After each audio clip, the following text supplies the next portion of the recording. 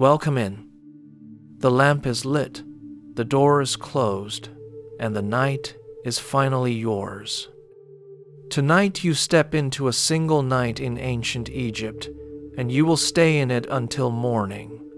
The night a single heart is weighed against a feather, and you wait, hour by hour, to see whether it may rest at last. If nights like this one help you loosen your grip on the day, a like or a subscribe is a kind way to say so, and it helps these stories find the people who need them. And if you would like to leave a comment before you drift, tell me one small kindness from your day, the kind of thing a gentle scale would remember. So let your shoulders come down from wherever they have been holding, and let the weight of your head sink all the way into the pillow. Lower the light if there is any light left to lower.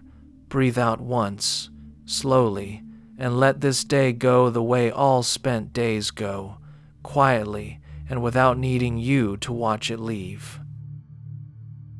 The smell reaches you before anything you would call a room. It is old incense, so long settled into the stone that it has become part of the stone, dry and faintly sweet, and completely still. Under your bare feet, the floor is cool and smooth, warm by more walking than you can imagine, and older than any road you have ever taken.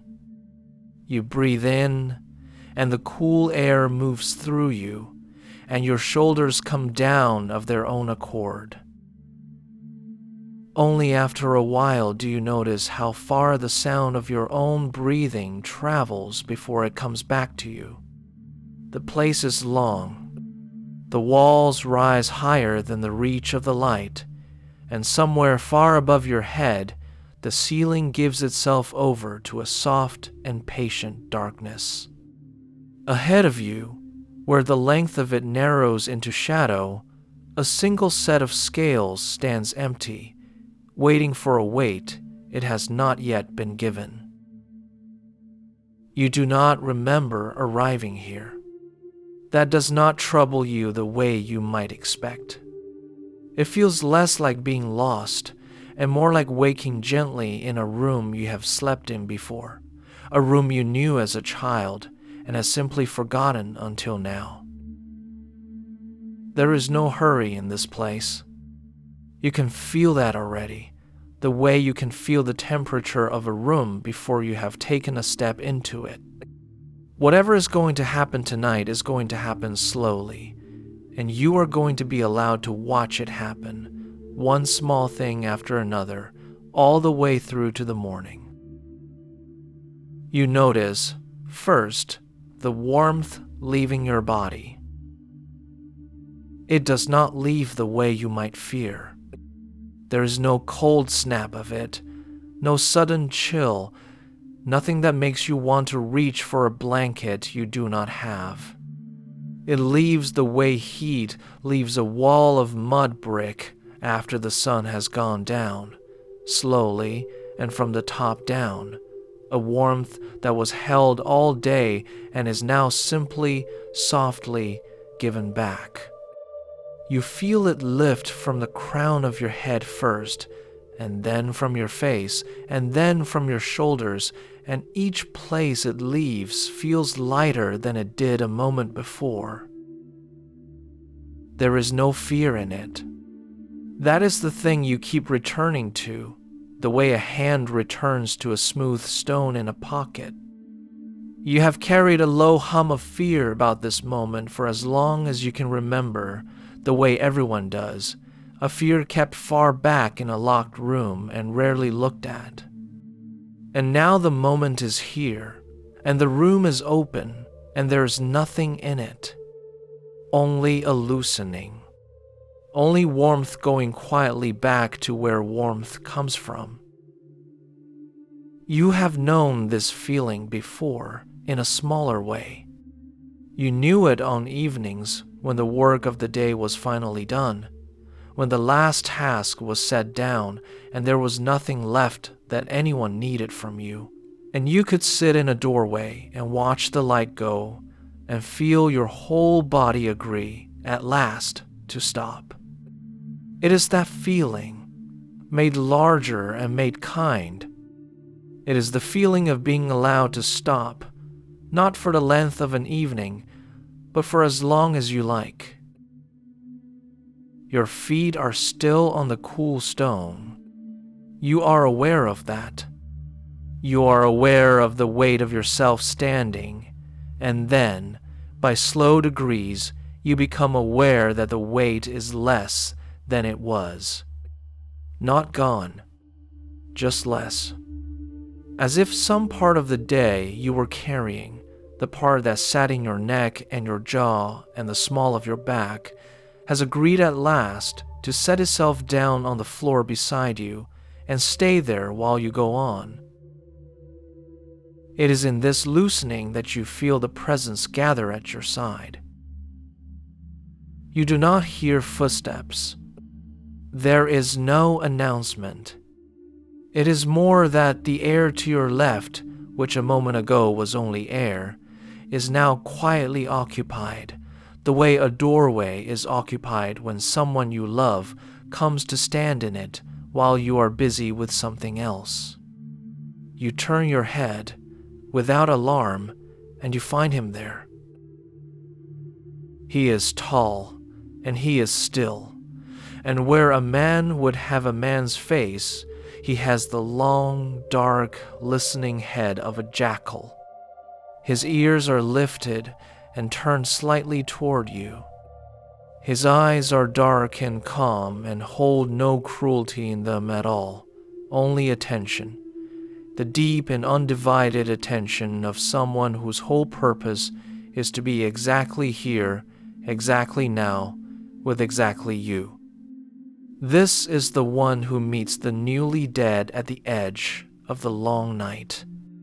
This is the guide of the road you are about to walk. You know his name the way you know your own, without being told. He is Anubis. He does not speak yet. Instead, he lifts one hand, unhurried, and lays it where your shoulder used to ache. You had forgotten the ache. It had been with you so long that it had stopped being a thing you noticed and had become simply the shape of you, the way the weather of a place stops being weather to the people who live there and becomes only the sky. But his hand settles there, warm and steadying and sure, and under it the old ache loosens and lets go, and only in its leaving do you understand how long you carried it and how heavy it had quietly become. You breathe out. The sound of it is the loudest thing in the hall. When he speaks at last, his voice is low and even, and it does not echo. It seems to arrive already inside you, the way a voice does when someone leans close in the dark to tell you a small, true thing before you sleep.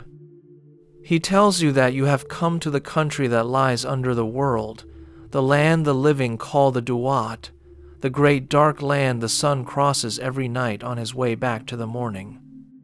He tells you that you are not the first to walk it, and you will not be the last, that every person who has ever lived has come to this same threshold and stood where you are standing now, and that the road, though it is long, is well worn and well known. You listen, and as you listen, you look at him properly for the first time. There is nothing in him of the thing you might have feared. He is not a judge come to weigh you and find you wanting. He is not a keeper of some cold and terrible law. He has the bearing of a person who has walked this road so many times that walking it has made him gentle, the way long practice makes a good midwife gentle, or a good nurse, or anyone whose work is to be steady beside people at the thresholds of their lives. He is the one who tends the dead and readies them and knows the way. And tonight the one he tends is you. He tells you the night ahead has 12 hours. He says it the way a parent tells a child the shape of a journey before the journey starts, so that the child can hold the whole of it in mind and not be frightened by any single part. 12 hours, he says. The same 12 that the sun himself must cross, out beyond the western edge of the day, sailing the dark side of the world in his great boat until he lifts again, whole and gold, in the east. You will pass them one at a time. You will not be asked to pass more than one at a time. And at the end of the 12, if all is well, and he says this gently, if all is well, there is a morning waiting that does not end. You look down the length of the hall toward the empty scales, so far off now that they are only a suggestion in the shadow, and you understand that they belong to one of the later hours and that you do not have to think about them yet. That is a relief you feel in your whole body. Not yet. There are hours between here and there, quiet hours, and you are allowed to have them one by one. That, you begin to see, is the mercy of dividing the night into hours. A whole night crossed all at once would be too much to carry. The way a whole life looked at all at once is too much to carry. But an hour is a small thing. An hour you can hold. And when it is finished, there will be another, and you will hold that one when it comes and not before. And in this way, a thing that seemed impossibly large becomes only a series of small and bearable steps, each taken in its turn, none of them asked of you until it is time. You feel the truth of it loosen something in your chest that had been braced without your knowing. Anubis lowers his hand from your shoulder. He does not take it away as if the touch is finished. He takes it away the way you set down a thing you have carefully steadied, sure that it will stand on its own now. And it does. You stand on your own, lighter than you came, in the cool, sweet air of the first hour, and you find that you are ready, without dread, and almost with a kind of quiet curiosity, to begin. He turns, and the darkness ahead of you seems to lean back a little to let him pass, and you go with him into the first of the 12 hours of the night. The hall does not go on forever. You had half thought it might. But after a while of walking, the pale stone walls draw slowly inward on either side, and the ceiling comes down out of its shadow to meet you, and the wide hall becomes a passage, and the passage becomes a way barely broad enough for the two of you to walk abreast. And then, ahead, the way ends in a gate. It is the first gate of the underworld, and it is tall, taller than it needs to be, tall the way old and serious doors are always made too tall, so that anyone who comes before them will feel small and will slow down and will remember where they are. It is dark, darker than the shadow around it, a deep and grainless black that gives the eye nothing to hold. There is no handle on it. There is no keyhole. There is no seam you could work a finger into. It is simply shut, and it has the look of a thing that has been shut for a very long time and intends to go on being shut. You slow, and you feel the old fear stir far back in its open and empty room, testing whether there is anything left in it to be afraid with. There is not much. but there is enough to make you glad of the tall, calm shape at your side. Anubis does not reach for the gate. He does not push it or strike it or call out to it. He turns his long, dark head to you instead, and you understand, without a word passing, that the gate is not his to open. It is yours. And it opens not to force, but to a word, the right word, softly spoken. You are afraid, for a breath, that you will not know the word. And then you find that you do. The words have traveled with you. That is the thing you understand now, standing before the first gate. You did not come into this country empty. Long before this night, while you were still among the living, care was taken over you. When your body was made ready for its long rest, hence you never saw laid beside you a roll of papyrus, and on that papyrus were written the words for exactly this, for gates and for guardians and for the dark passages between them, the spells to light the road through the dark country. The book the living copy out and fold in beside their dead, so that no one has to walk this road with nothing in their hands.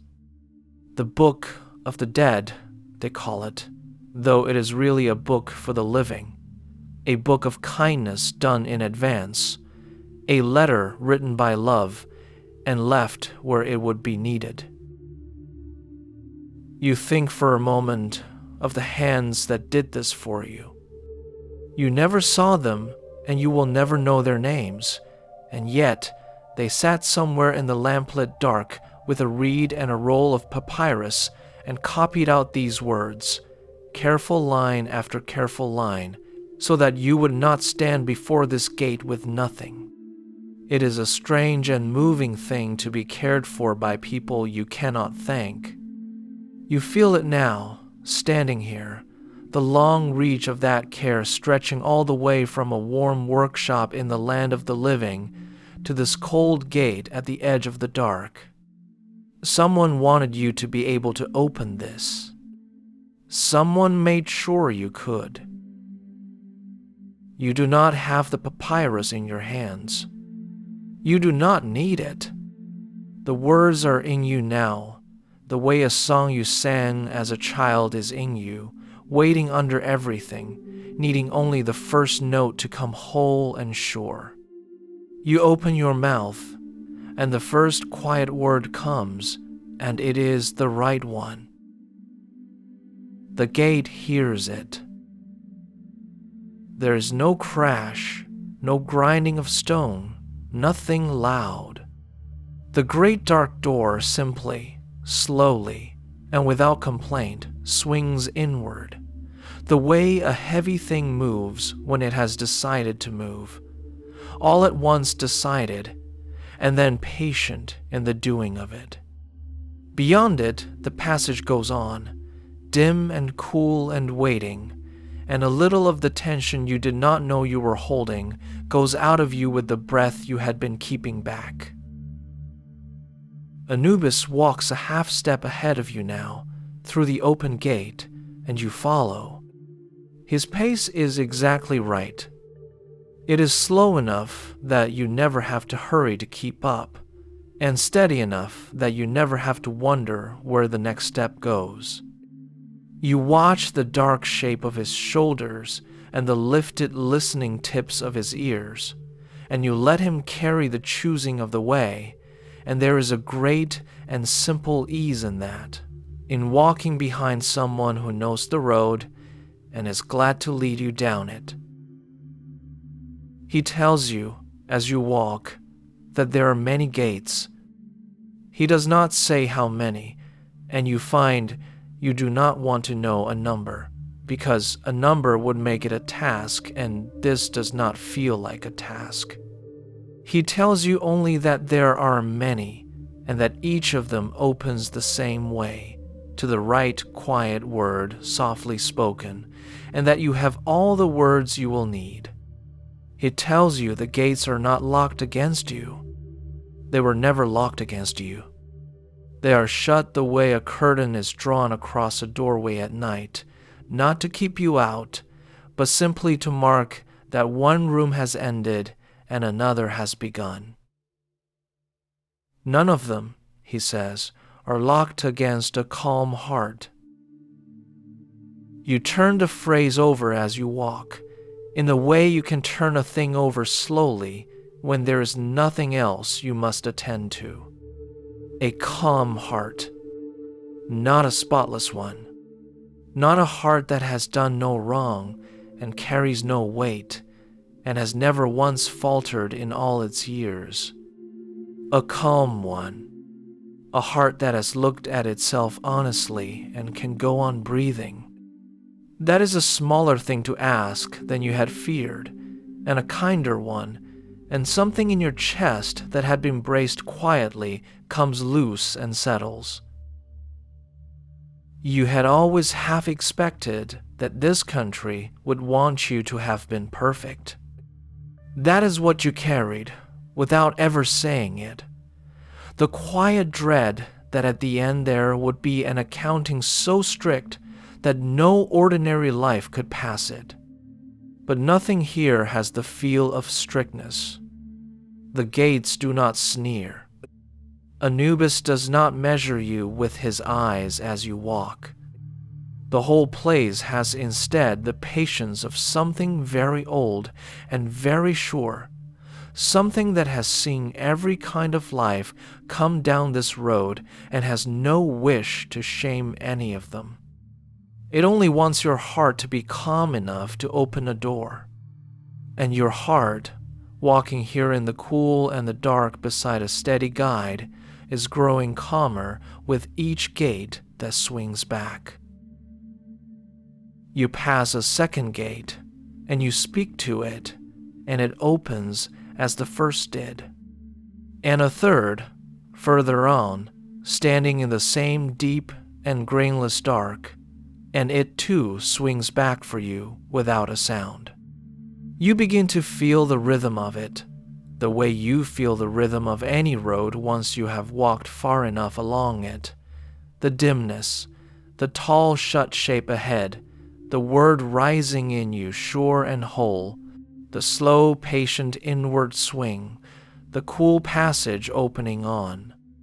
It stops being a series of tests. It becomes only a way of walking, a thing your feet and your voice learn to do together while the deeper part of you rests. The Duat is quiet around you.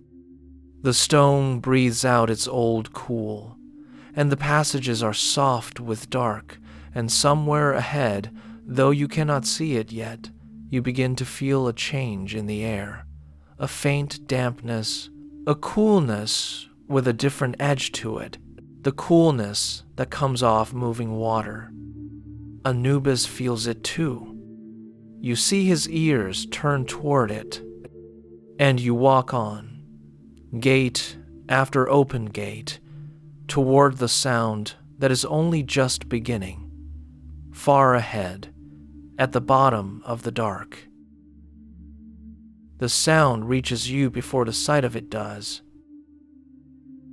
It is a low and constant thing, so quiet at first that you take it for a hush in your own ears, and then, as you go on, it steadies and deepens until there's no mistaking it. It is water. It is the sound of a great deal of water moving slowly and without effort in the dark, the sound of a river that has been flowing since before there were ears to hear it and will flow long after. It is a sound you know in your bones, even here, even now, because there has never been a night in the whole long story of your people when this sound was not somewhere near, holding the land together in the dark. The passage opens, and the walls fall away on either side, and you come out onto the bank of the river beneath the world. You cannot see the far shore.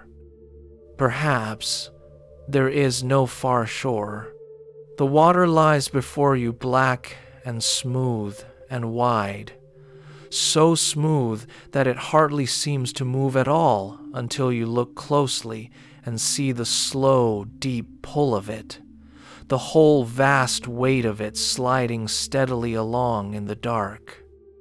There is no wind. The surface holds no ripple except where the current turns on itself far out, and it gives back no light, because there is no light here to give back. It is the road you have been walking made into water, the same patient dark, only now it flows. You stand at the edge of it beside your silent guide, and you wait, because he waits, and you have learned by now that his stillness is never empty. He is listening. His head is turned upriver, along the black water, into the dark from which the river comes. And after a while you begin to see, very far off, the thing he has been listening for. There is a light on the water. It is small at first, no more than a warm point in the distance, the color of a lamp flame seen across a night field. But it does not flicker the way a lamp does. It holds. It comes on steadily down the river toward you, and as it comes, it grows, and by its growing you begin to make out the shape that carries it. A boat! A great bark, long and high at prow and stern, moving down the black river with the slow certainty of something that has made this crossing more times than there are grains of sand on any shore. And at its heart, seated and calm and shining, is the light itself, and the light does not waver, and the dark all around it does not put it out. Your guide speaks, low and even, and tells you what you are seeing. It is the sun. It is Ra himself, the Great One, the light of the living world, and he is here, in the dark, on the river beneath everything, because this is where the sun goes at night. You had never thought of it in your years among the living. When the sun sank red into the west and the day was over, you turned to your evening and your lamp and your rest, and you did not think about where the light had gone. It had gone here. Every single night of your life, while you slept, the sun was sailing this same black river through these same 12 hours, crossing the underworld from west to east so that he could climb again in the morning and give the day back to the land. He was never lost. He only went down into the dark, the way you have gone down into the dark, and he made his patient way through it, hour by hour, toward the light. You watch the light come, and you find that watching it does something quiet and good to you. All your life, the sun was the thing that woke you and set you to work and stood over your labor and drew the sweat from you and finally, mercifully, went down. You loved it, and you were tired by it, the way one is by anything that governs the shape of every day. But you never once saw it like this. You never saw it small and patient and far from home, making its own long crossing through its own dark country, asking nothing of you, only going on. It looks, from here, less like a master and more like a fellow traveler. It looks like something that also has a night to get through. The bark draws level with the bank where you stand, and it slows, and for a while it keeps pace beside you as the current carries it, so that your small journey and the great journey of the sun move together down the river through the deep middle of the night. You are not asked aboard. You understand that you are not meant to be. Your road is your own, and it runs along the bank, and the sun's road runs down the middle of the water. And yet for this stretch of the night, the two roads lie side by side, and there is a great comfort in that, in walking your own dark road, with the light of the world moving quietly along beside you, keeping you company through the worst of the depth. You hear the oars now. There are figures aboard the bark, the crew of the night, dim and steady at their work, and their long oars dip into the black water and pull and lift and dip again, over and over, in a rhythm, so even and so unhurried that it is less like labor than like breathing. Dip and pull and lift. Dip and pull and lift. The sound of it carries across the water to you, a soft and rhythmic plash and drip, the oldest working sound there is, and it settles over you like a hand smoothing a blanket flat. You walk to it. You find your own steps falling into time with the oars without your choosing it, the way a body will always try to move in time with a steady sound near it. And the walking grows easier and easier until it hardly feels like walking at all, until it feels as though the slow pull of the oars is carrying you too, drawing you gently down the bank through the dark, so that you are being moved along without any effort of your own. There is a great old comfort in a rhythm like this one, a comfort that reaches back further than any single life. It is the comfort of the rowers on every boat that ever crossed the river in the daylight world, of the women grinding grain in the cool of the morning, of the hands that laid brick after brick, of every kind of work that ever fell into a steady time and carried the worker along inside it. The body knows this comfort. It knows how to give itself over to a good, even rhythm and let the rhythm do the holding. And here, on the bank of the river beneath the world, with the oars keeping their long, slow count, your body remembers the comfort and gives itself over, and the last of your watchfulness quietly lies down. Your guide walks beside you, unhurried, his dark head lifted, and the light of the sun moves on the water to your right, warm and steady and undefeated, and the oars keep their long, slow time, and the river slides on beneath the world toward a morning it has never yet failed to reach. You let your eyes rest on the light. You let the sound of the oars take the last of the tightness out of your shoulders. There is nothing here you must do. There is nowhere here you must hurry to. There is only the dark river and the small warm sun upon it, and the slow dip and pull of the oars carrying you both down through the deep hours of the night, and you rest to the sound of them, carried without effort, further and further into the quiet heart of the dark. For a long while there is only the river, and the light upon it, and the slow count of the oars, and you would be content to walk like this until the morning came. But the river bends, the way all rivers bend, and as it bends the bank you are walking swings wide and slow around a great dark shoulder of the water, and on the far side of that bend, where the current runs deepest and the shadows lie thickest, you begin to see a shape that is not water and is not stone. It lies half in the river and half out of it, along the low far bank, and it is enormous. That is the first thing you understand about it, before you understand anything else, that it is very large, larger than a boat, larger than a house, a long, low darkness heaped upon itself in coil after coil, so that you cannot tell where it begins or where it ends. It does not move. It lies utterly still in the deep shadow, and only the faint sheen of the black water sliding past it tells you that it is there at all. A stillness inside the stillness, a dark laid over the dark.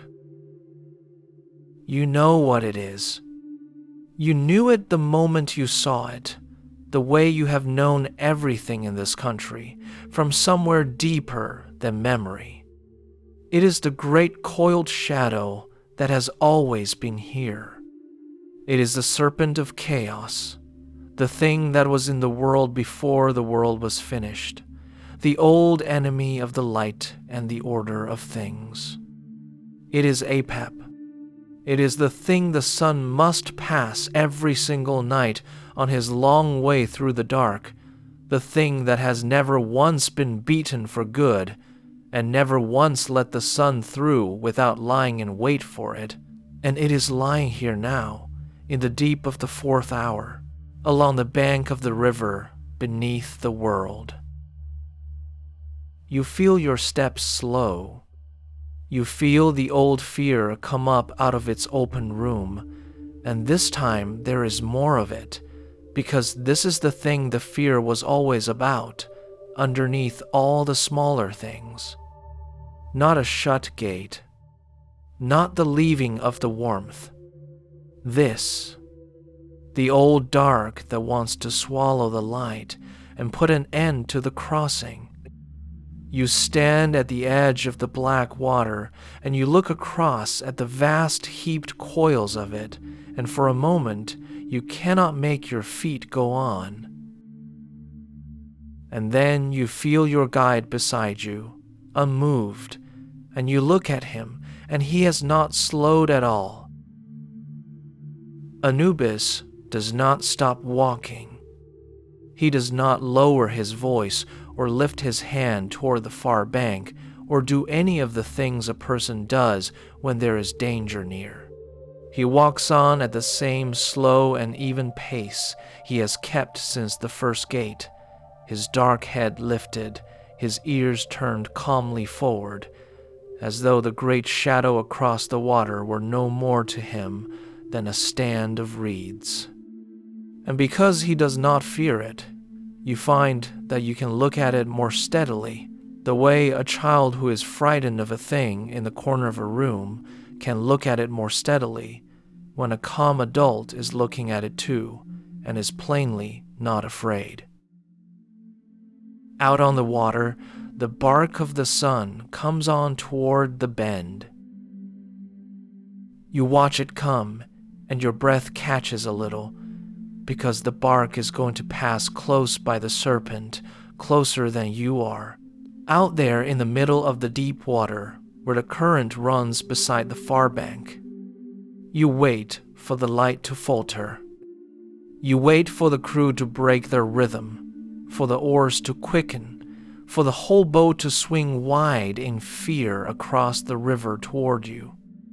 You brace yourself for the moment when the great coils will stir and lift, and the old dark will rise up against the small warm light. None of it happens. The bark does not turn aside. That is the thing you will remember longest from this hour, longer than the size of the serpent or the fear in your own chest. The bark of the sun does not turn aside, and it does not hurry. The oars keep their long, slow count, dip and pull and lift, exactly as they have kept it all down the river, not one stroke faster, not one stroke louder, and the light at the heart of the boat holds perfectly steady as it comes level with the coils and passes them by. Ra does not flee his oldest enemy. He does not fight it either, not in any loud way you can see. He simply goes on, at the pace he has always kept, holding his light up in the dark, and the dark does not put it out.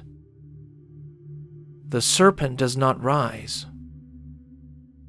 You keep waiting for it, even after the light has drawn level, even after the prow of the bark has passed the last of the coils. You keep waiting for the stillness to break. But the great shadow lies where it lies, heaped and dark and quiet, and whatever it is, sleeping or only waiting, it does not lift its head tonight. The oars carry the light on past it and down toward the next bend, and the coils fall slowly behind, and the low far bank closes over them again in shadow, and the thing that has always been here stays where it has always been, behind you now, and growing smaller. You let out the breath you had been holding. It shakes a little on the way out, the way breath does after fear, and then it steadies. Your guide glances at you, and there is nothing in his face that says you were foolish to be afraid. He seems to understand that this was the true one, the fear underneath the fears, and that it needed to be met and not scolded. He only walks on and lets you fall back into step beside him, and lets the meeting of it settle into you at its own pace. And as it settles, you begin to understand what you have just been shown. The dark holds nothing here. You realize that the morning has not already outlasted. That is the whole of it. The serpent is old, older than the river, older than the light, and it has lain in wait for the sun on every one of the countless nights since the first night of all. And on every one of those nights the sun has passed it and gone on and risen again in the east, whole and gold, and given the day back to the land. The old dark has had every night there has ever been to swallow the light, and it has not done it yet. And the reason it has not is not that the light is fiercer than the dark. The light is small. You saw how small it is, out there on the black water. The reason is only that the light does not stop. It keeps its slow and steady count, night after night after night, and it does not turn aside, and a thing that does not stop cannot in the end be stopped. You think of your own fears then, the ones you carried among the living, the low dread kept in its locked room. You think of how large they always seemed at night, and how they lay coiled at the edge of every dark hour waiting to rise. And you think of how, in the end, you passed most of them the way the sun passes the serpent, not by beating them, but simply by going on, by keeping the small, steady rhythm of your days, by rising in the morning and doing the next thing and the next, until the fear that had seemed so vast was somehow behind you and smaller and no longer able to reach. You did not know, while you were doing it, that you were doing what the sun does. But you were. Every ordinary morning you got up and went on was a small crossing of the same dark water. And there is something else you understand, watching the last of the coils sink back into the shadow of the far bank. The serpent was never asked to be gone. That is not the way this dark country works. It was not driven off or destroyed or made to promise it would never return. It was only passed. It lies where it has always lain, and it will lie there again tomorrow night when the sun comes down the river once more, and the sun will pass it again, and so it will go, night after night without end. The peace of this place is not the peace of a thing with no danger left in it. It is the deeper peace of a danger met so many times, so calmly, that it has stopped being able to frighten anyone who keeps to the steady road. You do not need the dark to be empty. You only need to keep going through it, and it turns out at the end of the night that you can. The bark is far ahead now, only a warm point of light again, going steadily down toward the deeper hours. Your guide walks beside you, calm as still water. The river slides on beneath the world, and the great coiled shadow lies behind you in the dark, outlasted as it has been outlasted every night since the first, and you find that you are no longer afraid of it, and that the not being afraid is the quietest and deepest rest you have felt yet. The river bends away from you at last. You are almost sorry to leave it. It had become a companion, the black water and the small light upon it and the long count of the oars, and for a while after the bank falls behind, you can still hear the river faintly, a low murmur at the edge of things, until the stone closes around you again, and the sound of the water fades, and there is only the soft dark of the passage and the quiet fall of your own feet. You are in the middle hours now. You feel it the way you feel the middle of a night when you wake in it, that deep and settled hush that lies between the going down of the day and the first thought of the dawn, the part of the night that seems to have no edges, that could be an hour long or could be forever. The passages here are neither wide nor narrow. They wind gently through the cool stone, rising a little and falling a little, and at intervals along them, one after another, stand the gates. There are many of them here. Anubis told you there would be, back at the first one, and now you come to understand what he meant. The middle of the night is a long, soft passage of gate after gate, each one tall and dark and shut, each one standing across the way like a drawn curtain, each one opening to the right, quiet word. You come to the first of them and you slow, and the word rises in you, sure and whole, and you speak it, and the gate swings back without a sound, and you walk on. And a little further there is another, and you speak to it too, and it opens as the first did. You brace, at the first few, for the word to fail you. That is an old habit, the bracing. All your life there were words you reached for and could not find, names that slipped away at the moment you needed them, things you meant to say that came apart in your mouth.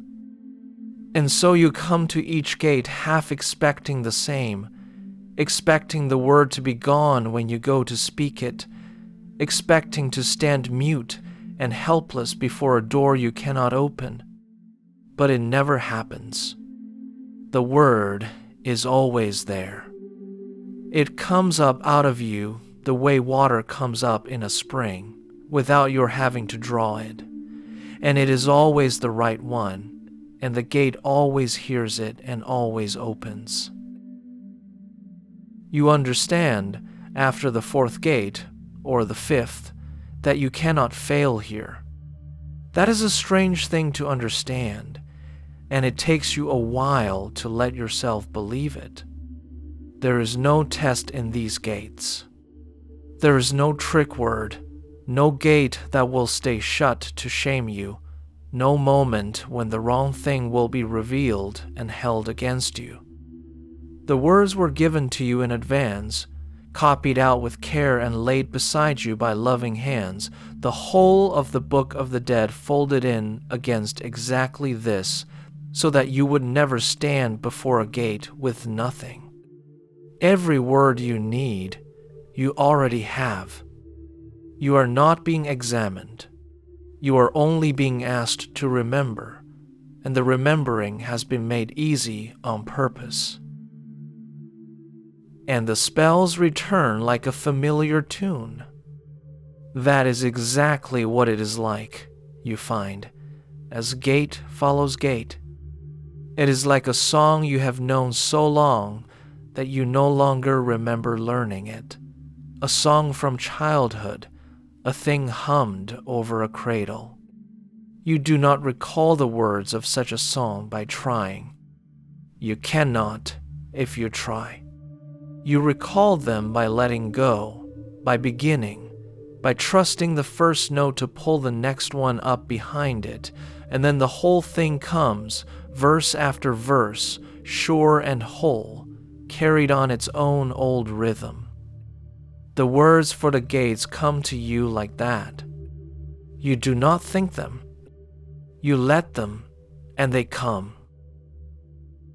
There is a great and childlike comfort in it. You think, as you walk and speak and walk again, of how a small child is steadied by counting. A child afraid in the dark is given a thing to count, the steps to the door, the breaths until the parent comes, the beads on a string, and the counting itself becomes the comfort, not because the numbers matter, but because they are steady and they are known, and they come one after another in an order that cannot surprise you. That is what the gates have become. Not obstacles. A count.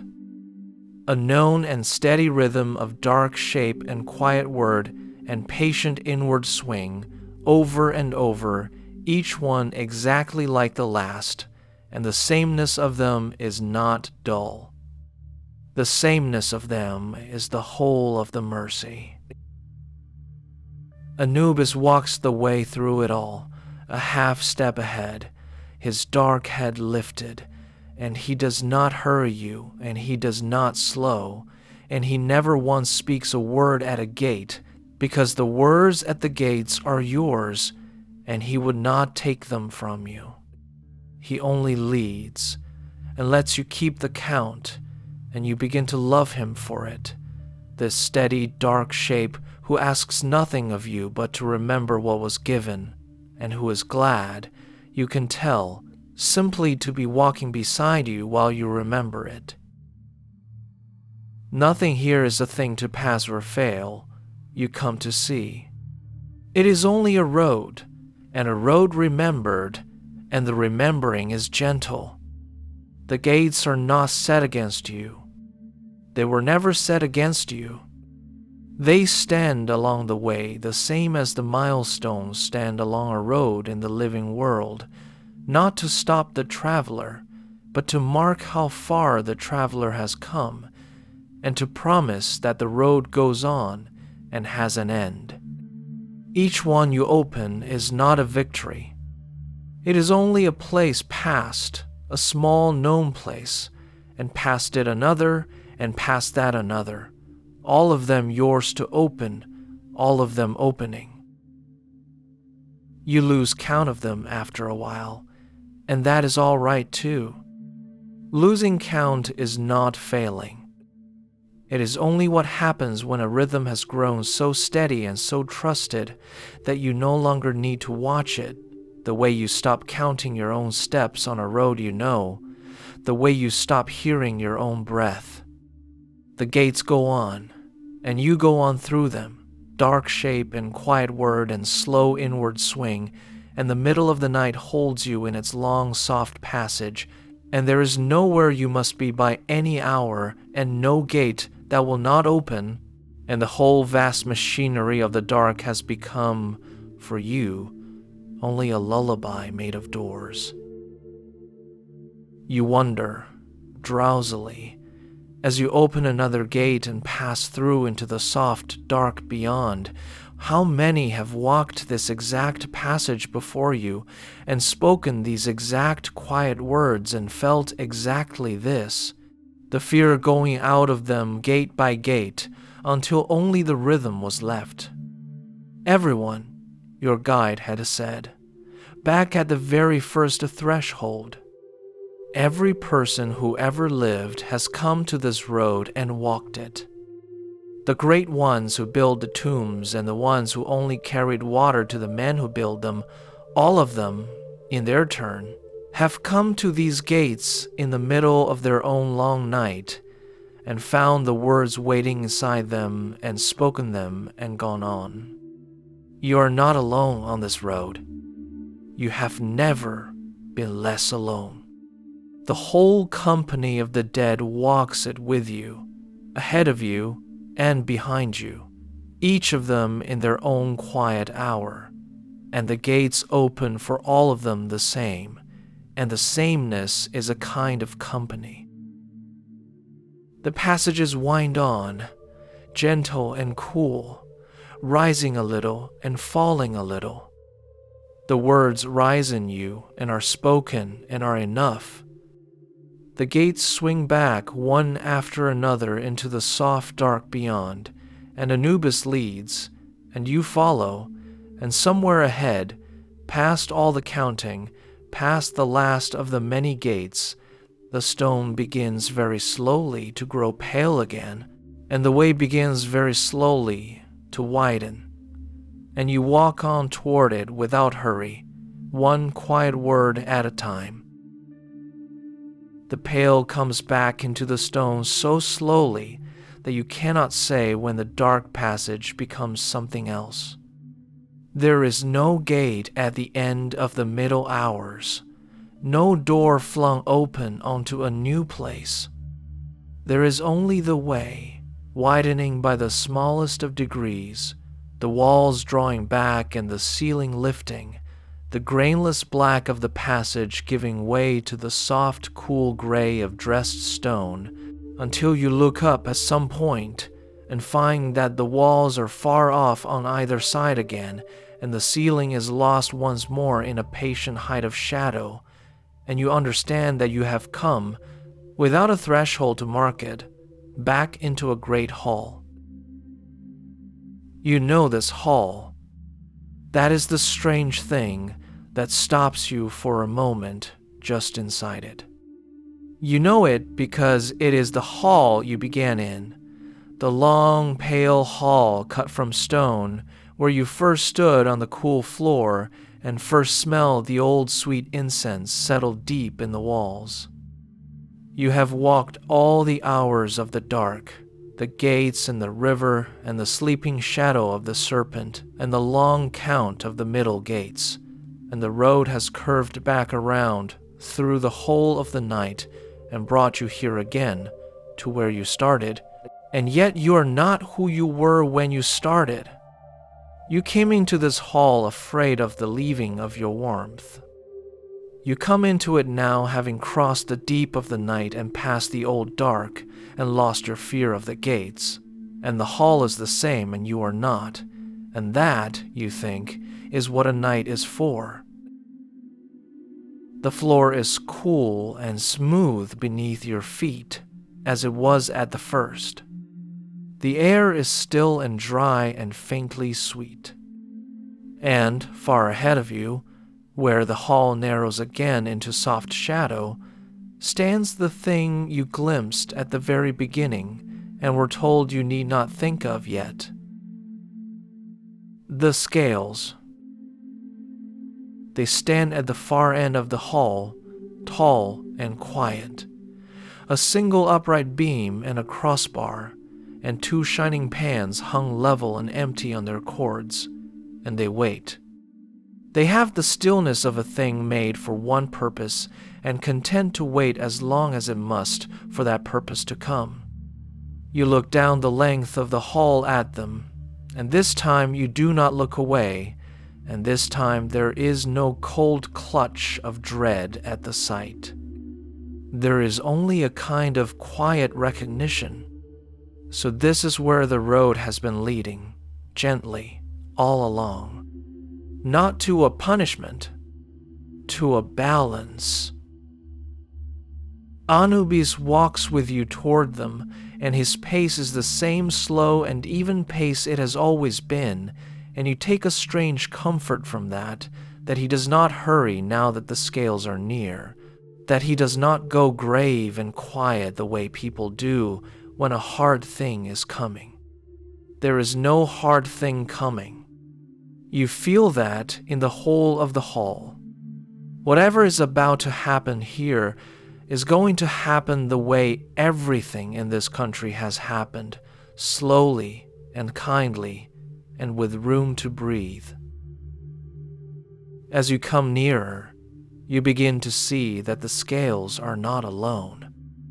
There is something near them, so light and so pale that at first you take it for a trick of the shadow, and then, as you cross more of the cool floor, it steadies into a shape, and the shape is a feather. It stands upright near the balance, a single tall feather, and it is the most delicate thing you have seen in all this country of great dark gates and enormous coiled shadows and wide black water.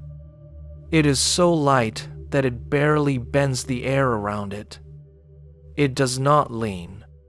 It does not drift.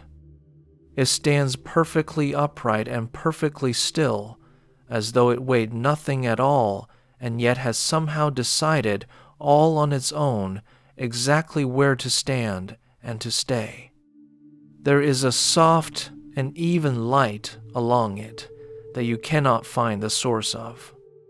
You look at it and you feel something in your chest go quiet and straight, the way a room goes quiet when someone honest has come into it. This is the feather of truth, your guide tells you, low and even. This is the sign of the right order of things, the balance the whole world is measured against, the thing the living call ma'at. It is truth, and it is fairness, and it is the way things are meant to sit when they are sitting rightly, level and unforced and at peace. It is what holds the stars in their slow turning and the river in its yearly rise and the seasons in their round. And it is what your heart, in a little while, will be weighed against. You look at the feather a long moment. You had always imagined, in the back of your mind, on the rare nights when you let yourself think of this hour at all, that the thing you would be measured against would be something heavy. A stone. A weight of law piled up against you.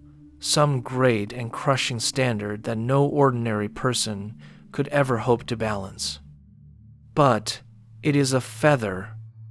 The truth is a feather. It is the lightest thing in the hall, lighter than a breath, and there is a mercy in that you had not expected, because a feather is not a thing you have to be strong to match. A feather is only a thing you have to be honest to match. It does not ask you to have been great. It asks you to have been true and to be able to stand beside your own life without needing to look away from any part of it. And that, you begin to hope, is a thing that even an ordinary heart can do. You wait for the fear to come at that. It does not come. You look at the feather, so light it barely troubles the air, and you understand, slowly, that whatever is going to be asked of your heart, it is not going to be asked to weigh less than nothing. It is only going to be asked to sit level against a truth. And that is a thing you find you are no longer afraid of. Here, at the end of the long night, having met the serpent and passed the gates and lost, somewhere along the dark road, the old dread that your ordinary life would not be enough. Anubis does not rush you toward the balance. That is the great mercy of this hour, and you feel it as a kindness done directly to your body. You are allowed to stop, a little way from the scales, and simply stand, and simply breathe. You are not seized and set upon the pan the moment you arrive. You are given the threshold. You are given time to let the sight of the feathers settle into you, to let your breath come long and slow in the cool, sweet air, to be here, at the edge of the weighing, without yet being asked to step into it. And so you stand at the threshold of the hall that has waited for you all night long, and you look at the empty scales and the upright feather and the soft lost height of the ceiling, and you breathe. There is nothing you must do in this moment. There is nowhere you must hurry to. The scales are patient. The feather is patient. Your guide is patient beside you, his dark head lifted, his hand at rest. The whole hall holds the same waiting quiet it has held since before you came, and it is in no hurry at all, and it lets you stand a while longer in the cool and the incense and the pale steady light, gathering your breath at the edge of the last hours of the night. You do not step toward the scales yet. Before the weighing, there is a thing that comes first, and you feel it settle over the hall the way a hush settles over a room when someone begins at last to speak. Your guide lets you stand a moment longer at the threshold, and then, without a word, he turns his dark head toward the length of the hall, and you follow the turn of it with your eyes, and you see what you had not quite let yourself see before.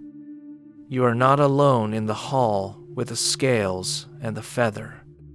All along the two sides of it, seated and still, are the gods. They have been here the whole time. You understand that now. They did not arrive. They were always here, seated in their quiet rows down the long walls of the hall, patient in the soft, lost height of the shadow, and you simply were not ready to see them until now. There are many of them. You do not count them, because counting them is not the point, and because the mind that is half asleep does not need a number, only the sense of a great and gentle company. They sit with their hands at rest. They do not lean forward to look at you. They do not murmur to one another. They only sit and wait and hold the same still and unhurried quiet that the whole of this country has held since the first hour of the night. And you understand, with a small turning of the heart, what you are here to do.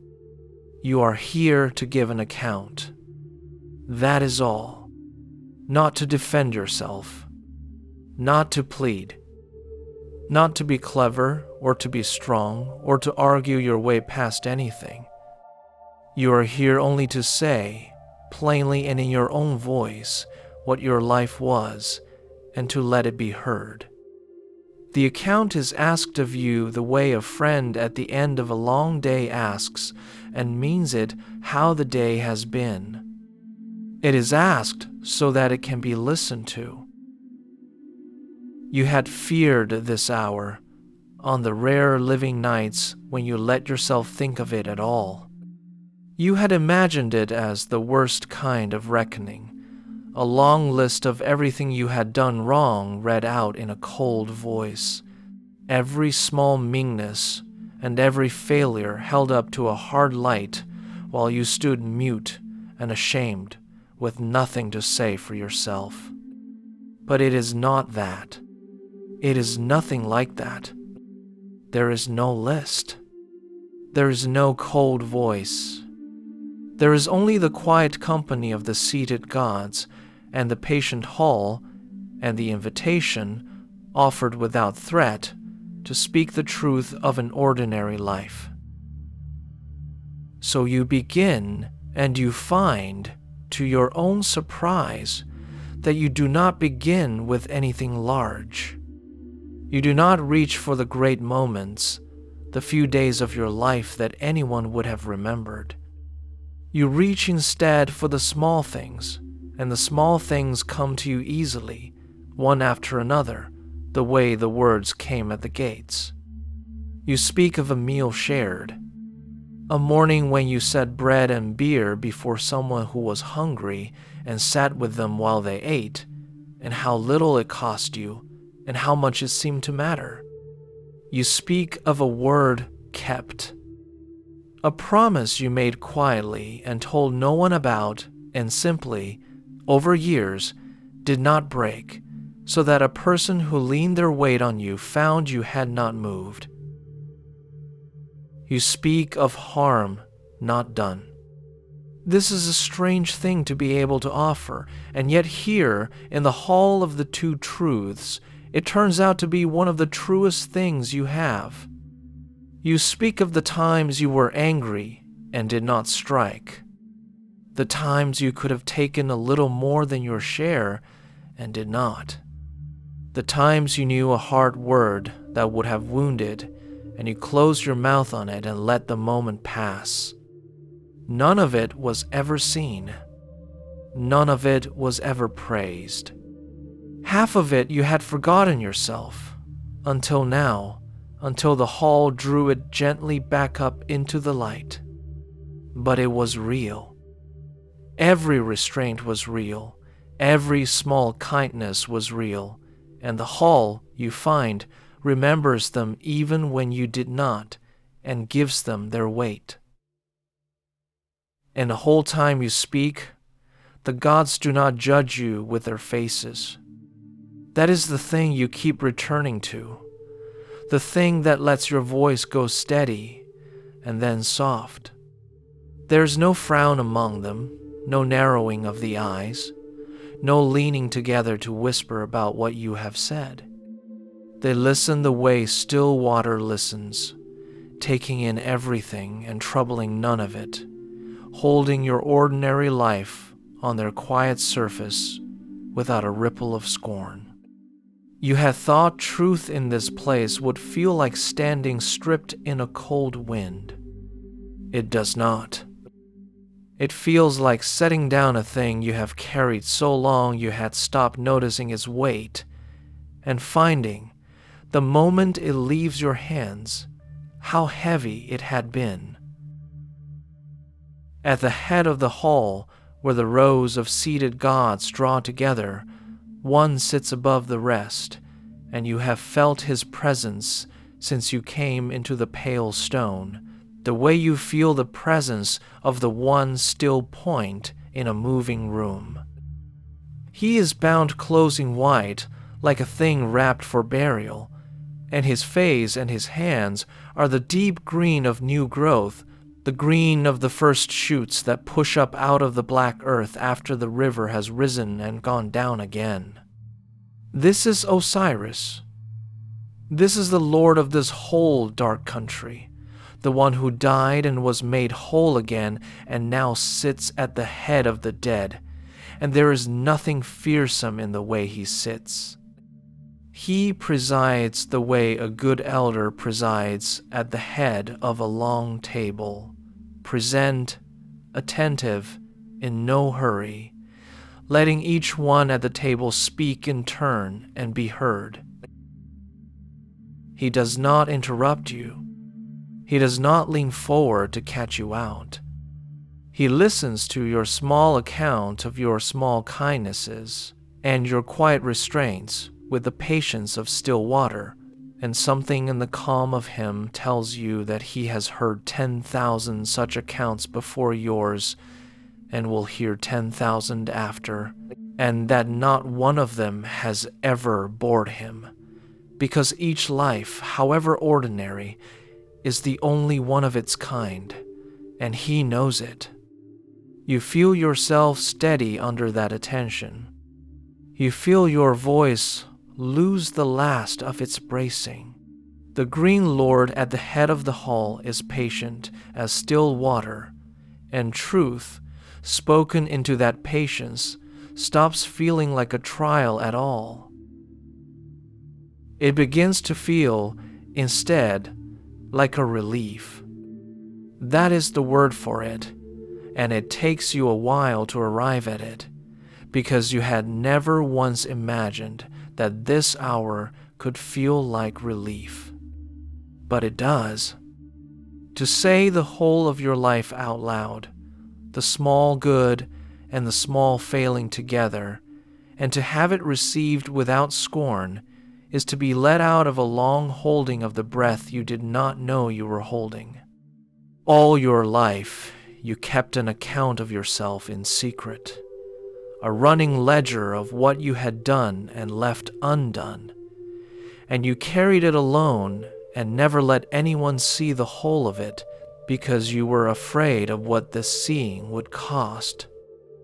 Here you set the whole ledger open on the table, and no one recoils, and no one turns away, and the fear that guarded it all those years turns out to have been the heaviest thing on the page. And do you understand, as the relief spreads through you, that you're not the first to stand here and feel it, and that you will not be the last? Every one of the seated gods along the walls has heard this same account in 10,000 voices, from 10,000 ordinary people who came into this hall afraid and left it lighter, and there's no weariness in their listening, and there's no scorn. The company of the dead has walked this road ahead of you and given this account before you, the great ones and the small ones alike, the ones who ruled and the ones who only carried water, each in their turn coming to the hall of the two truths and speaking the plain truth of a plain life and being heard. You are not being singled out. You are being welcomed into a very old and very gentle thing, a thing older than the tombs and older than the river's counting of its years, the simple hearing of a life by those who have hearing enough for all of them. The gods sit quiet along the walls. Osiris listens from the head of the hall, green and calm and unhurried. The feather stands upright near the weighting scales, so light it barely bends the air. And you find that you have said what there is to say, and that saying it has emptied you of dread rather than filling you with it, and that you are standing now in the pale hall lighter than you came into it, ready, though no one is rushing you, for the balance itself. There is no verdict yet. There is only the truth, spoken and heard and let be, and the deep, still relief of a life finally laid down where it can be seen. Anubis moves. He has walked beside you the whole length of the night, a half step ahead through every gate, calm past the sleeping shadow of the Serpent, patient at the threshold of the hall, and in all that time his going has been the going of a companion, keeping your pace, matching your rest. Now, for the first time, he steps ahead of you with a purpose of his own, and you understand that the part of the night that was yours to walk has come to the part that is his to do.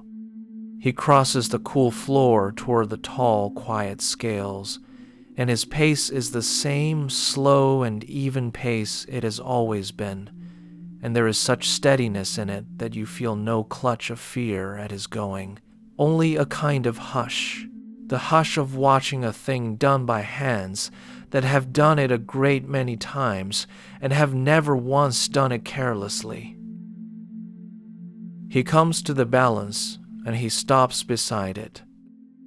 Up close, he is very near the upright feather, the single tall feather of truth that has stood by the scales since you first came into the hall, and you watch his dark, careful hands reach toward it, and you find you are holding your breath again, not from dread this time, but from the plain held attention you would give to anyone lifting something precious and easily broken. He takes up the feather.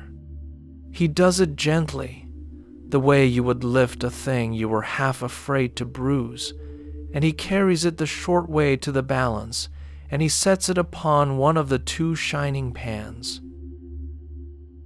It settles without a sound.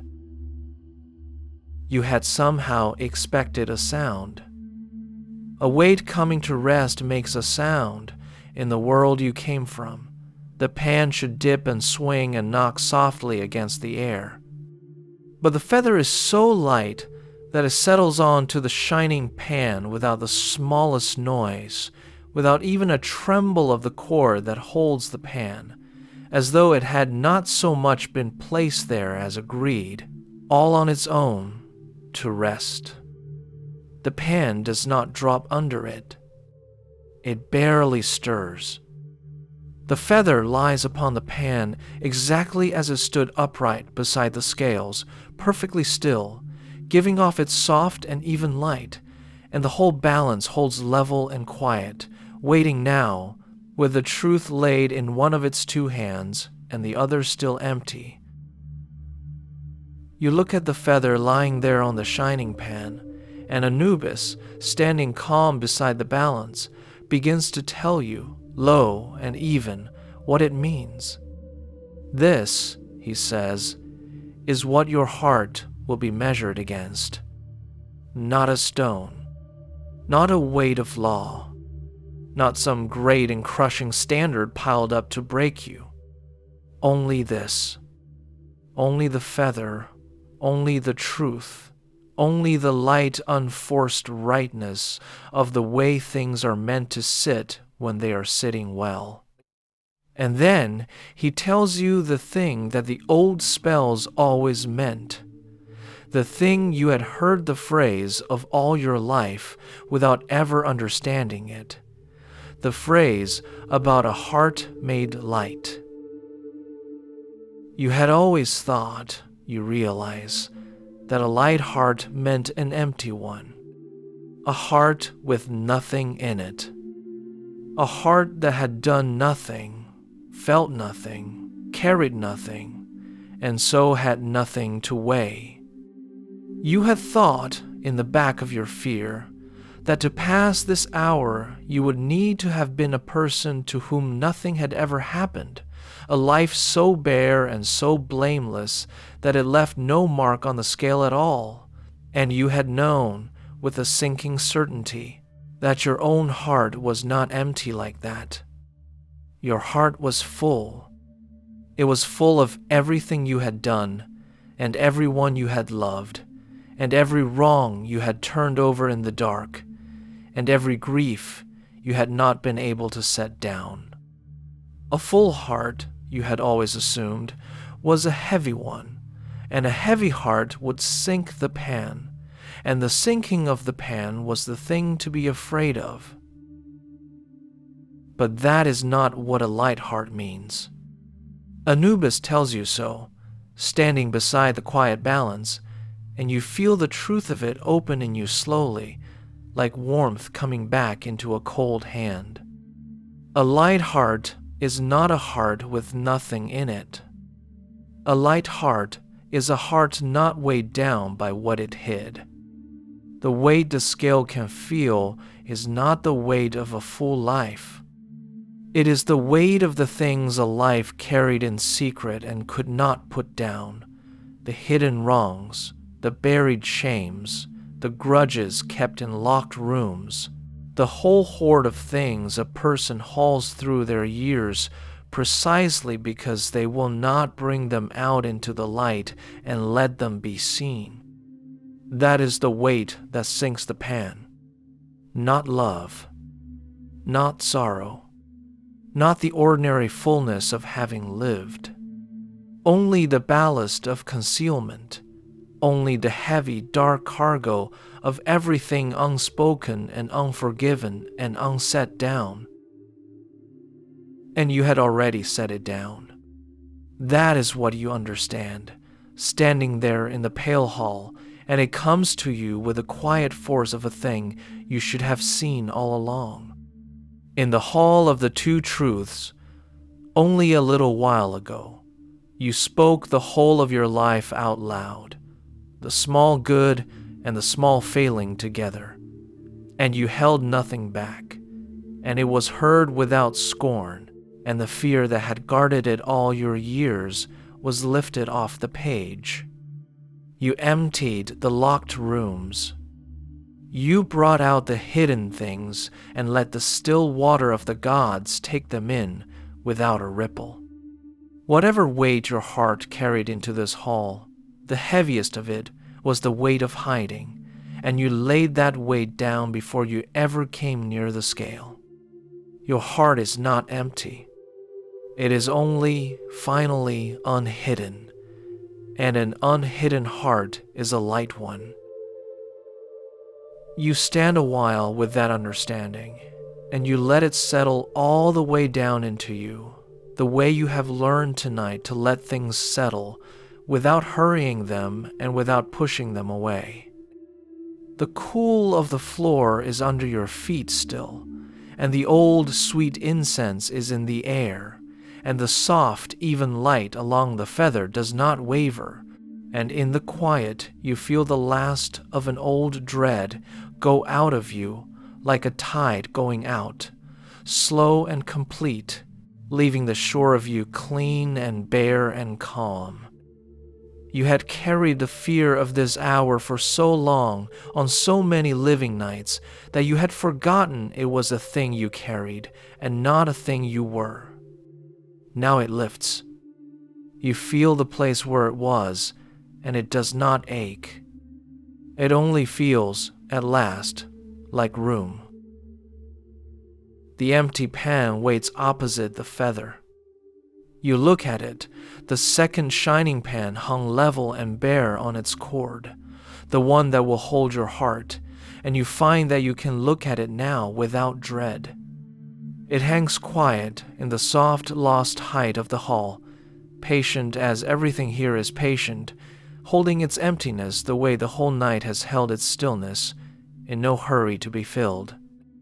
The feather lies in its pan, giving off its even light. The bare pan waits across from it, and between them the upright beam of the balance holds perfectly level, poised, ready, the truth resting light in one hand and the other hand open.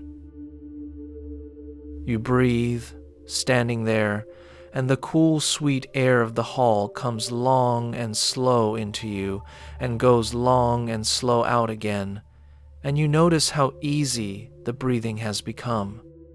It was not always easy. There were hours of this night when your breath caught and shook, at the leaving of the warmth, at the first dark gate, at the vast coiled shadow along the far bank. But the breath comes level now, the way the pans of the balance will come level, unforced and unhurried, finding its own quiet rhythm without your having to tend it. You have walked the whole of the night to arrive at this simple thing, a breath that no longer braces against what is coming, and it is worth all the walking. And the hall holds its breath.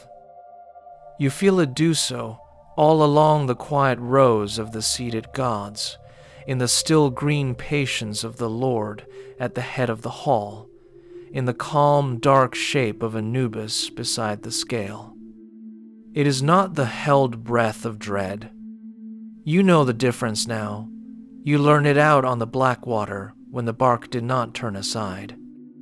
This is the other kind, the held breath of a house in the last dark before dawn, the hush of a good thing about to happen, the quiet that gathers of its own accord in the moment before a long-awaited and gentle turning. The hall holds its breath the way a house holds its breath before the light comes, and you stand at the edge of the balance with your unhidden heart, and you are not afraid, and you wait. Now it is your turn to come to the scale. No one seizes you. No one lays a hand on you to drag you forward. You come to the balance the way you have done everything in this country, slowly and of your own accord, and with room to breathe, and your guide stands beside the tall, quiet scales and waits for you with the patience he has kept all night. You cross the last of the cool floor. You come to stand before the balance, close enough now to see the fine grain of the shining pans and the even light along the feather, and you understand that the thing has come at last that the whole night has been leading toward, gently, hour by hour, and that there is nothing left to do but let it happen. Your heart is laid upon the second pan. You feel it leave you, and it does not hurt, and it does not frighten you, and this is the last of the many things this night has taught you that you never expected to learn. You had thought the giving up of your heart would be a wound, the tearing out of the very center of you. It is not. It is a setting down. Your heart is laid upon the empty pan gently, by careful hands, the way you would lay down at the end of a long road, a thing you had carried a great distance and were glad, though you had loved the carrying, to rest. It settles onto the shining pan, and you watch it settle, and you feel where it used to be, not a hole but a strange and spreading ease, the ease of a burden set down in the right place at the right time, the ease of no longer having to hold the thing up yourself. And now the two pans hang. The feather in the one, your heart in the other, the truth and the life of you, level with each other across the quiet upright beam. You watch them, and the whole hall watches them, and for a moment nothing moves at all. Then, slowly, the pans begin to stir. They hang and they tremble, the smallest of trembles, the way a balance trembles when it is settling, when it is feeling its way toward the true level, testing the weight in each of its hands with the delicate care of a thing that will not be hurried and will not be wrong. You watch the trembling, and you do not brace against it. That is the last of your bracing gone, somewhere back on the dark road, and you are glad of its going now, because it means you can simply stand and watch the pans find their way. They rise a little, and they fall a little, the feather and the heart, each one dipping and lifting by the smallest of measures, feeling for the place where they will come to rest. And slowly, so slowly, you could not name the moment it happens, the trembling grows quiet. The pans slow. They ease toward each other, toward the middle, toward the still and level line, and they find it, and they hold. Level. The feather and the heart hang level, neither one dragging the other down. Your heart, full of everything you did and everyone you loved and every ordinary sorrow you carried, weighs no more on the true scale than the light unforced feather of the way things are meant to be. It does not sink. It does not drop the pan and betray a hidden weight. It hangs even with the truth, poised and quiet, an unhidden heart matched against the rightness of things and found, in the end, to sit level with it. You look at the two still pans hung even in the soft light, and something in you that had been clenched since long before you died, since long before this night, some old fist of dread you had carried so long, you had taken it for part of yourself, finally, quietly, opens its hand. Off to the side of the balance, a little apart, a figure has been standing the whole while, and you become aware of him now the way you became aware of the seated gods, all at once, as though he had been there always and you were only now ready to see him. He is tall and still, with a long curved beak and the smooth narrow head of the sacred ibis, that patient waiting bird of the riverbanks that steps so carefully through the shallows and misses nothing. This is Thoth. This is the scribe of the gods, the keeper of the true account, the one who writes down what is. And he stands beside the scales with a reed already dipped and ready in his hand, poised over a smooth sheet of papyrus, waiting with the calm attention of one who has recorded 10,000 weighings and has never once written down a false one. You watch him a moment, the tall, still figure with the long, curved beak, and there is a great comfort in him that you had not expected. It is the comfort of being seen truly by something that means you no harm. All your life, you had been half afraid of being fully known, afraid that if anyone saw the whole of you, the failures with the kindnesses, the hidden weight with the open love, they would set the account against you and find you wanting. And here is the keeper of the truest account there is, the one who misses nothing, and he stands beside your weighing with no cruelty in him at all, only the patient care of a thing whose whole nature is to see clearly and to write down what he sees.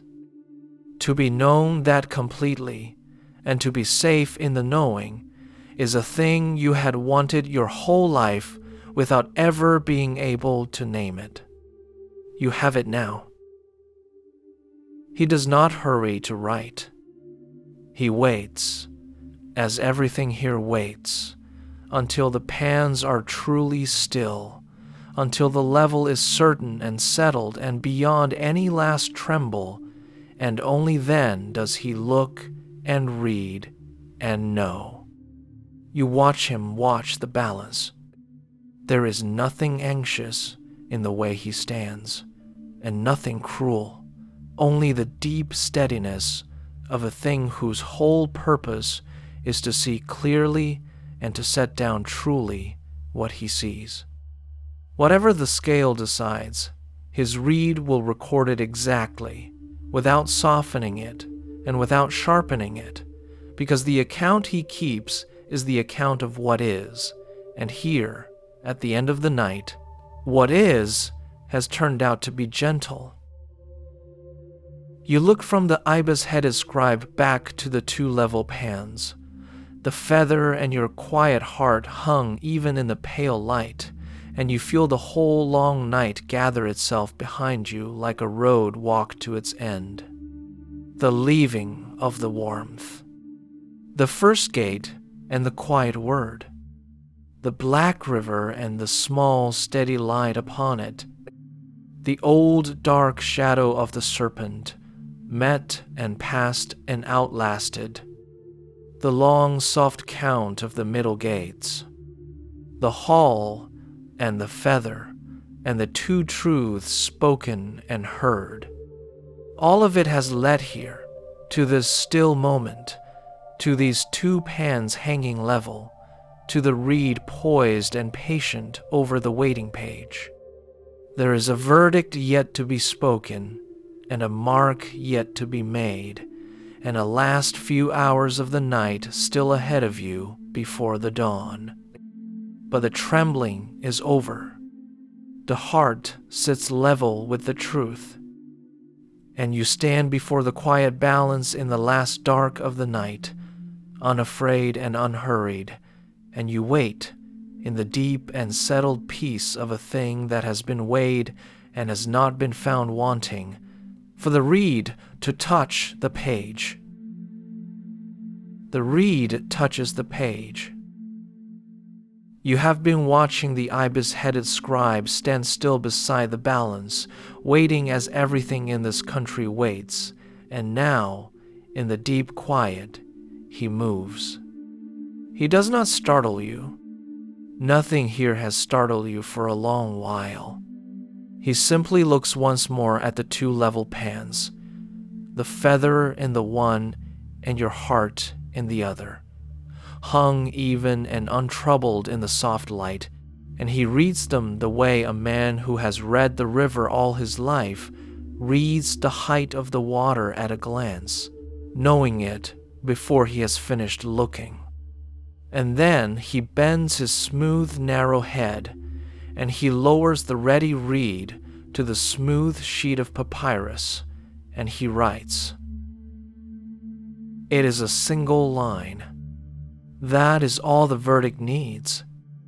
You had imagined, on the rare living nights when you let this hour come near you at all, that the reckoning of a whole life would take a great and terrible while, that there would be columns of it, a long labor of setting down every deed you had ever done, every fault, and every mercy, weighed out separately and added up in some vast and merciless sum. But there is no column and there is no sum. There is only the one clean stroke of the reed, moving once across the page in a single unhurried line, marking the thing that is true and needing to mark nothing else. Your heart weighed level with the feather. The account of you is that simple, and the writing of it is that short, and you watch the reed complete its one quiet line and lift from the page, and the thing is done. The scribe does not press hard. His hand is light on the reed the way the feather was light on the pan, and the mark he makes is even and calm and without any flourish, because the truth needs no flourish, and he has never once been tempted to give it any. He writes what is. He does not sharpen it to catch you out, and he does not soften it to spare you, because there is nothing here to catch and nothing here to spare. There is only a heart found level with the truth, and that is what his reed records, in the plain and steady hand of one who has recorded 10,000 weighings and has never yet been asked to write a lie. You feel, watching him, the deep comfort of being set down truly. Whatever is written of you tonight is written straight. And only now, with the mark made, do you let yourself become aware of the other shape in the hall. She has been there the whole time. You know that the way you have come to know everything in this place, all at once and without alarm, as a thing that was always present and that you were simply not ready to see. In the shadow beneath the scales, close by the foot of the balance, low to the cool stone floor, a heavy creature waits. She is not like the seated gods along the walls. She is made of the three animals that the living most feared along the river and its banks, gathered into one crouched and patient body. The front of her is the crocodile, the long armored jaw of the thing that slides unseen beneath the brown water. The middle of her is the lion, the deep-chested strength of the hunter of the desert edge. And the great haunches of her are the river horse, the vast gray bulk that surfaces at dusk in the reeds. This is Amit. This is the devourer who waits at the weighing, and she waits, as she has waited through every weighing since the first, for a heart that the scale finds wanting. You look at her, and you find that you are not afraid. This surprises you, and you turn the surprise over gently, the way you have turned over every understanding this night has given you. She is a fearsome thing to look at, low and heavy in the dark beneath the scales, all jaw and shoulder and patient hunger, and there was a version of you, not long ago, who would have shrunk from the sight of her the way a child shrinks from a shape in a dark doorway. But you do not shrink now. You understand what she is, and you understand what she is not. She's the end of the road for a heart so weighed down by what it hid that it drags the pan and betrays itself, a heart that could not or would not set its hidden cargo down, and so carried it right up to the scale and let it sink there. For such a heart she waits, and she is not cruel in the waiting. any more than the river is cruel when it rises. She is only what happens at the end of that road.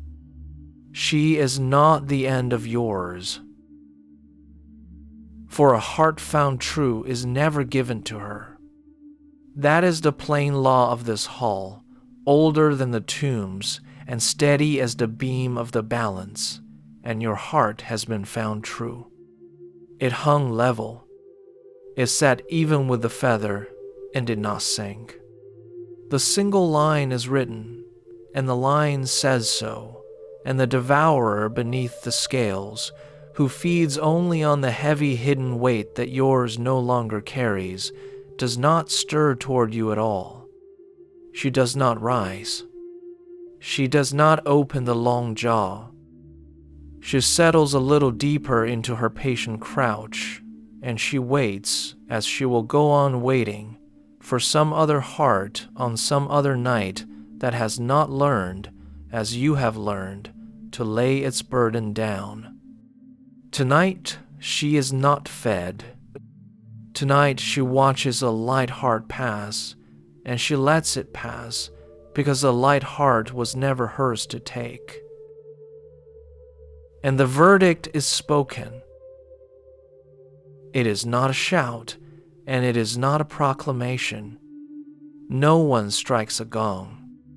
No great voice rings down the pale stone to make you flinch. The verdict is spoken softly, the way you would speak to someone half asleep whom you did not wish to wake too sharply, and it moves through the hall like warmth moving through cold water, unhurried, filling every quiet corner of the place without ever once being loud. True of voice. Justified. The words the old spells always ended on. The words the living whispered over their dead in hope, spoken now over you and meant, and they are kind. There is no grudging in them. There is no last hidden clause waiting to trap you. There is only the plain and gentle naming of what the scale has shown, that your heart is light, that your account is straight, that you have given your life to the truth, and the truth has held you level and let you through. And something you did not know you were holding finally sets itself down. You feel it go the way you have felt so many weights go tonight, quietly and all at once, and with a relief that spreads through the whole of you like warmth returning to a cold hand. You have thought, back at the threshold of the hall, that you had already laid down the last of your dread. You had spoken your life and been heard, and the fear that guarded it had lifted, and you had believed there was nothing heavy left in you to set aside. But there was one thing more, so old and so deep that you had never once noticed it as a separate thing. It was the waiting itself. It was the held and bracing part of you that had been waiting through every hour of this night and through every year of the life before it, to be told at last what you were and whether it was enough. Now you have been told. The waiting is over, and the part of you that carried it, the last quiet fist of it, opens and lets go and rests. You stand in the pale hall with your heart at peace on the level scale, the devourer settling back into her patient shadow, the ibis scribe capping his reed beside the finished page, and the soft, true word of the verdict still moving warm through the quiet around you. There is nothing left to fear in this hall now. There is nothing left to prove, and nothing left to hide, and nothing left to wait for. There is only the after of the weighing, the long, gentle after that opens beyond it, and you stand at the beginning of that after, unburdened and unhurried and light, and you breathe, and the breath comes easy, and you wait, without any dread at all, to be told where a justified heart may go. At the head of the hall, the Green Lord rises. You have felt his stillness since you first came into the pale stone, the one settled point at the center of the great quiet, and through all the long account and all the trembling of the scale he sat and listened and did not move, present the way a mountain is present, in no hurry to do anything but be. Now, with the verdict spoken and the reed lifted from the page, he rises from his seat at the head of the hall, and the rising of him is a slow and gentle thing, without effort and without display, the way the risen river settles, rather than the way a man stands up. He is bound close in white, like a thing wrapped for its burial, and his face and his folded hands are the deep green of new growth, the green of the first shoots that push up out of the black earth after the flood has come and gone. This is Osiris, the Lord of this whole dark country, and he rises to welcome you. There is nothing fearsome in him now. You look for it, almost out of habit, the old readiness to find the threat in the tall figure at the head of the room, and you cannot find it, because it is not there. He is the Lord of the dead, and he presides over the weighing of every heart that comes to the hall, and once, on your living nights, the thought of standing before him would have stopped your breath in your chest.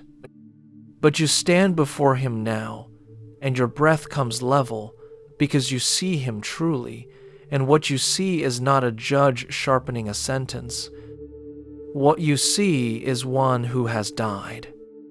His deep green is the green of a thing that went down into the dark earth and did not stay there, that was undone and was made whole again, that knows the whole of the road you have walked tonight, because he walked it first and walked it further. There is a great calm in him, and you understand at last what kind of calm it is. It is the calm of a thing that has been to the very bottom of the dark and come back up into the light, and so has nothing left in all the world to be afraid of, and nothing left in all the world to make another afraid. He welcomes you as one of the justified. He does not say a great deal. The Lord of the Duat is not a lord of long speeches, and you have learned in this country how much can be given in a very few quiet words. He names you as one whose heart was weighed and found light, one whose account was straight, one who may pass the scales and go on into the country beyond them, and he gives you the welcome the way a good elder gives welcome at his own threshold, without ceremony and without reserve, opening his house to you as though you had been long expected and are, now that you have come, entirely at home. You feel the welcome settle into you. All your life, you had half feared that if the whole of you were ever truly seen, you would be turned away from the door. Here, the whole of you has been seen, weighed, and written down, and the door does not close. The door opens. The Green Lord welcomes you in. And then a younger figure comes forward to lead you on. He comes from near the head of the hall, from close beside the Green Lord, and you understand without being told that he is the Lord's own son, the one who took up his father's cause and carried it, and that it is his to lead the justified onward from the scales.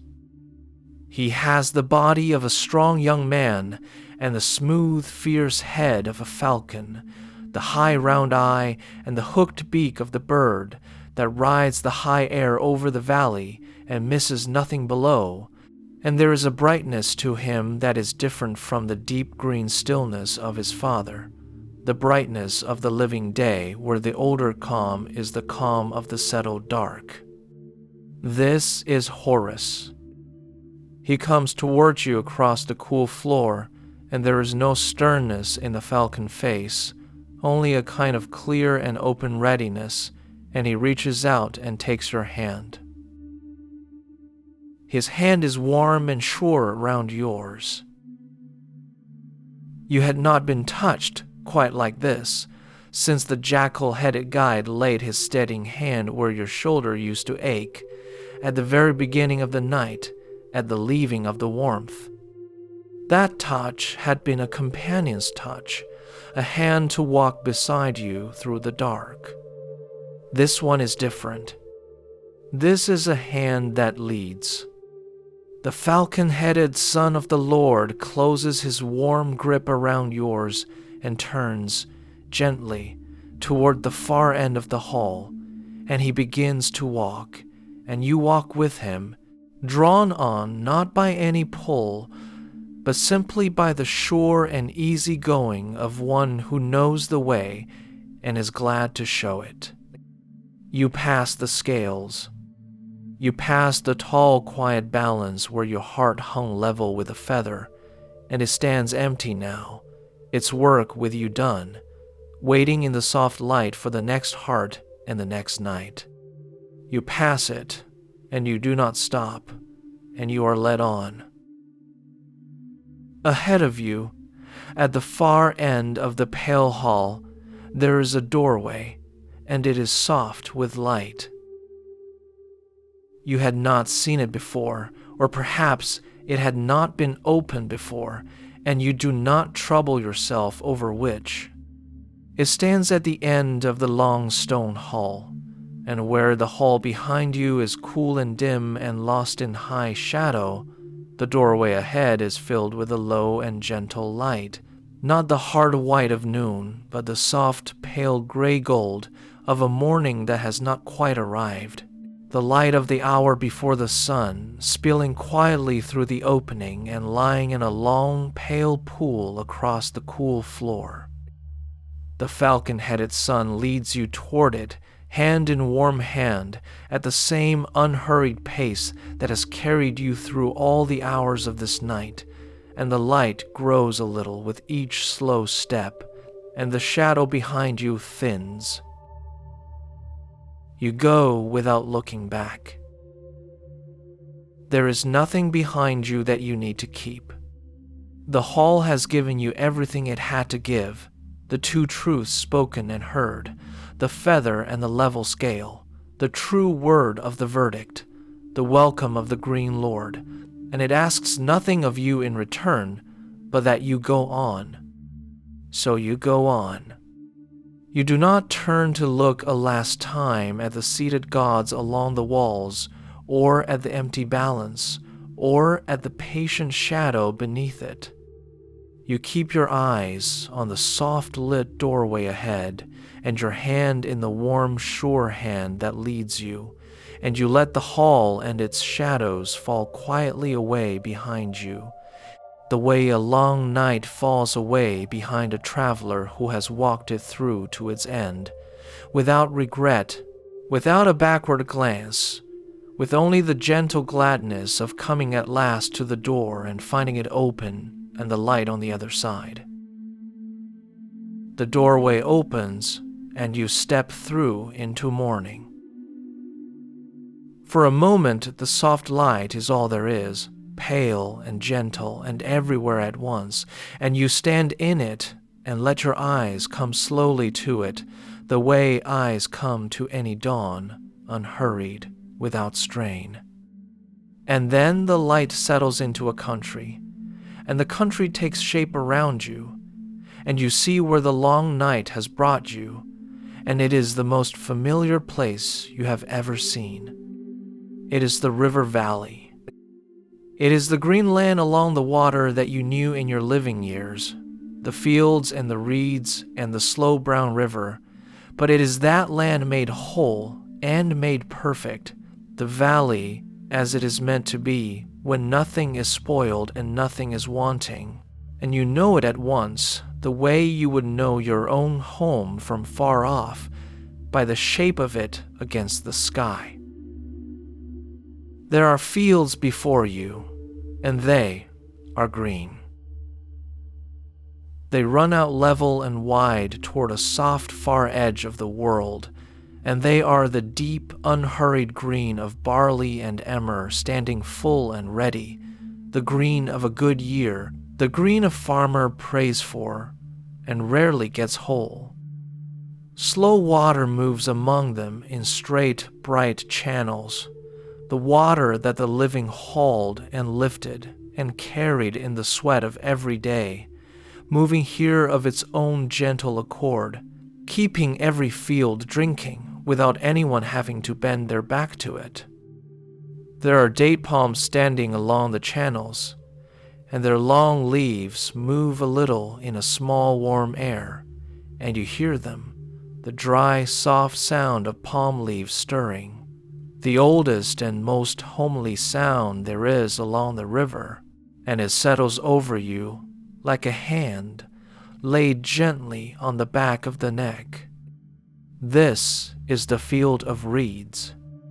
This is the country the justified come to when the scales have let them through, the paradise that is not a strange and golden elsewhere, but the beloved valley itself, given back perfect and made to last.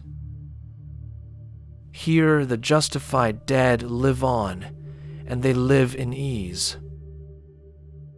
You see them here and there across the wide green country, going about the quiet work of a good day, and there is no hardship in any of it. They cut the tall barley, and it is a pleasure to them. They tend the bright channels, and it costs them nothing. They sit in the shade of the palms in the warm part of the day and eat, and there is bread, and it is good bread, the honest brown loaf that the living broke at every meal, and there is enough of it, and there is enough of everything, and no one here has ever gone without, and no one here ever will. The abundance is easy, and it is quiet. It is not a heaped and glittering excess. It is only the plain sufficiency that the living hungered for and so rarely held. The sure knowledge that there will be bread tomorrow, and shade in the heat and cool water at hand, the deep animal peace of having enough, forever, and never again having to fear the lack of it. And there are no more gates. You understand this slowly, standing at the edge of the green country in the soft gray-gold light, and it is one of the gentlest understandings this long night has given you. Behind you lies the whole road you walked to come here, the leaving of the warmth and the first dark gate, and the many gates after it, the black river and the coiled shadow, the long soft count of the passages, the hall and the scale and the weighing. Every step of it asks something of you, a word to be spoken, a fear to be passed, a truth to be told. But there is nothing ahead of you now that asks anything. There is no gate to open. There is no word you must remember. There is no test set in your path, and no shadow lying in wait, and no reckoning still to come. The road is walked. The gates are all behind you. Ahead there is only the open green country and the slow bright water and the long unhurried day, and you may go into it as simply as a person comes home at dusk and lies down. And the sun lifts clear of the edge of the world. You feel it before you fully see it, the light along the far edge of the fields gathering and warming and turning from pale gray toward gold, and then the sun himself lifts clear of the rim of the world, whole and round, and gold again after his long night, and, watching him rise, where he has been. He has been where you have been. He has crossed the same dark country hour by hour, sailed the same black river, passed the same coiled shadow, and come through the same deep night to the same shore of morning, and now he lifts into the clean sky new made, undimmed, exactly as he was before he set, as though the dark had never touched him at all. This is Ra, risen again out of the night, and the sight of him climbing gold and whole into the morning tells you the last thing you need to know, which is that the night is truly over, and that it was always going to end this way, in light. You lie down in the warm grass. There is a place at the edge of the green fields where the grass grows soft and long, and the low sun falls full and warm across it, and you go to it, and you lower yourself down into it the way you have learned tonight to do everything slowly and of your own accord, and with room to breathe. The warmth of the risen sun is on you. The dry, soft sound of the palms is near. The bright water moves quietly among the barley, and the bread and the shade and the long, easy day are all there, waiting, in no hurry, needing nothing of you. You feel the warm ground take your weight, and you let it, the way you let the scale take your heart, gladly, trusting it to hold. There is nowhere left to walk, and nothing left to fear, and no more hours to pass. The whole long night is behind you, and it has ended in a green field at first light, and the sun is warm, and the palms are stirring, and your heart is light and level and at peace. And you let yourself, at last, rest.